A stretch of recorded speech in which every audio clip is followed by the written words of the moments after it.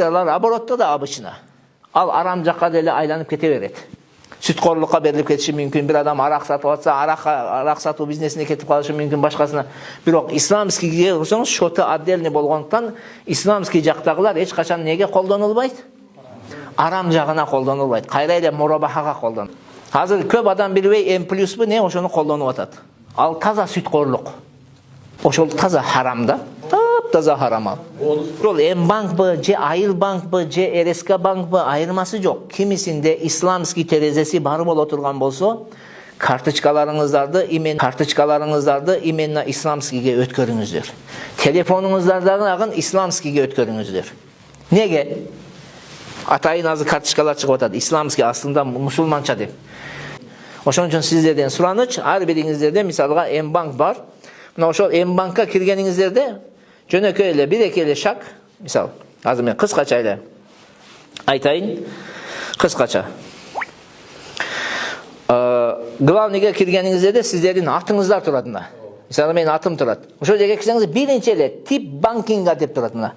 Тип банкинганы бассаңыз эле аны не турат? М-исламик деп турат. М-исламик жакка өтүп кетсеңиз эле берки шотторуңузду дагы шотуңуздагы бер жакка которо эмсе, ооба деп басасыз. Шотуңуздагы өтүп кетти, толугу менен сиз исламскийге өтүп алдыңыз. Бир-эки кнопка. Көп нерсе жок бул жерде.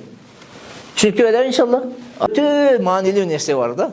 Ушуну үй бүлөлөрүбүзгө, ага-инелерибизге, эжеке карындаштарыбызга, досторубузга жеткиришибиз керек. Ошол М-банкбы, же Айыл банкбы, же РСК банкбы айырмасы жок. Кимисинде исламский терезеси бар боло турган болсо, карточкаларыңыздарды именно исламскийге өткөрүңүздөр. Телефонуңуздардагы исламскийге өткөрүңүздөр. Неге? Атайын азыр карточкалар чыгып атат. Исламский аслында мусулманча деп.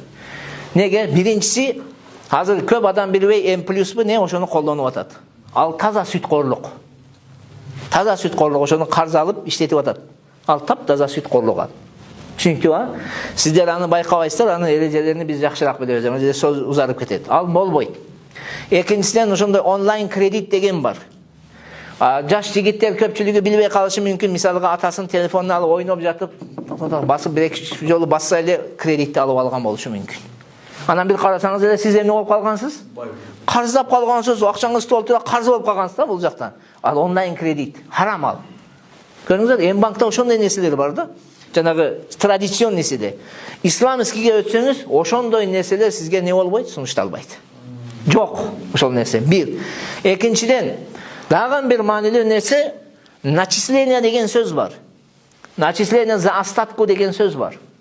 Калдыкка, мисалга бир айда сизди мындай карап турат, ушунча 30 миң, постоянно 30 миңдей турду да сиздин немеңизде, кемибеди.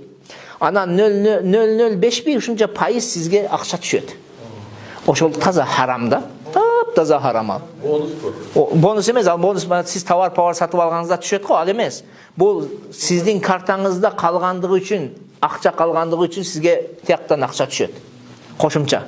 Бул арамдын тазасы да. Түшүнүңүздөр да. Таза арам дегенден максат арам деген сөз. Ошол нерселер бар да. Ошон үчүн исламскийге өтүш керек. Исламскийге телефонуңуздардан бери өткөрүп алыңыздар. Баары бир ошол нерсени биз эмне кылып атабыз?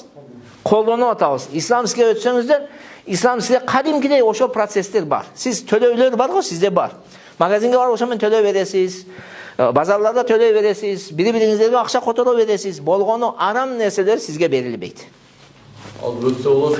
Ооба, аны көрсөтөбүз азыр. Түшүнүңүздөр, карточканы сөзсүз алмаштырыңыздар. И плюс исламский банкинг жагына дагы эмне кылып кетиңиздер? Жанагы телефондон бери которуп салыңыздар. Телефондон. Бул нерсе менен караңыздар. Бул жөн эле бир арамдан сактануу гана эмес, плюс адал жолду өстүрүүгө бир өзүңүздөрдүн салымыңыздарды кошуу болуп атат бул. Себеби любой банк эмнени карайт? Да, карайт. Где выгод дейт да. Пайда кана.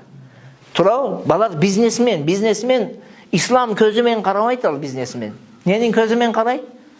Киреше табуу, бизнес көзү менен карайт. Каякта пайда да? Где выгод да? Ал карайт.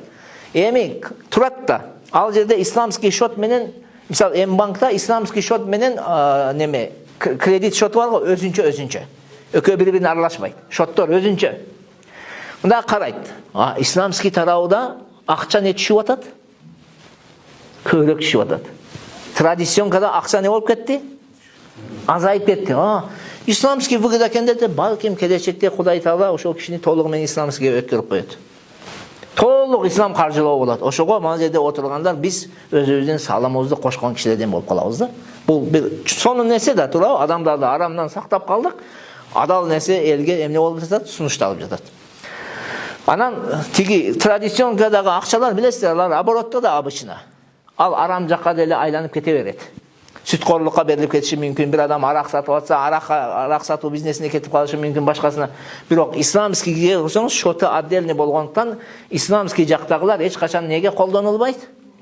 Арам жагына колдонулбайт. Кайра эле мурабахага колдонулат ал. Көрүңүздөр кандай сонун маселелер бар да мунун ичинде.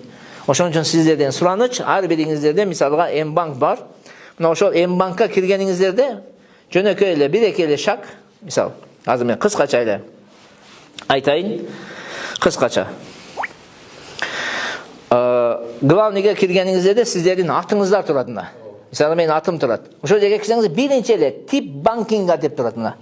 Тип банкинганы бассаңыз эле аны не турат? М-исламик деп турат. М-исламик жакка өтүп кетсеңиз эле берки шотторуңузду дагы анан шотуңуз дагы бер жакка которо эмсе, ооба деп басасыз. Шотуңуз дагы өтүп кетти, толугу менен сиз исламскийге өтүп алдыңыз. Бир-эки кнопка. Көп нерсе жок бул жерде. Түшүнүктүү эле иншалла. Аллах разы болсун.